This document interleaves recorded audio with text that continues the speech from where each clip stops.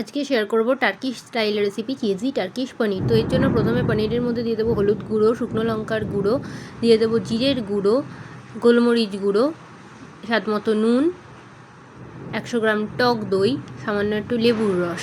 এই পুরো জিনিসগুলো দিয়ে ভালো করে পনিরটা ম্যারিনেট করে নেব। এরপরে আমরা কড়ার মধ্যে দিয়ে দেবো বাটার, আর ম্যারিনেট করা পনিরটা দিয়ে কিছুক্ষণ কুক করে নেব।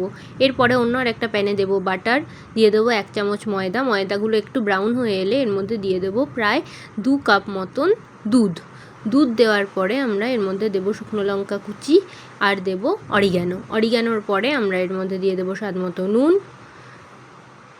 শুকনো লঙ্কার গুঁড়ো আর দেব গোলমরিচের গুঁড়ো। এরপরে পুরোটা ভালো করে একটু মিশিয়ে নিয়ে আমরা রান্না করা পনিরের মধ্যে ঢেলে দেব। এরপরে এটা একটু ফুটে উঠলে আমরা এর মধ্যে দিয়ে দেবো অনেকটা মজরেলা চিজ। তারপরে চিজ সমেত পনিরটা ফুটে উঠলেই আমাদের চিজি টার্কিশ পনির রেডি। রেসিপিটা ভালো লাগলে পেজটা ফলো করে দেবেন।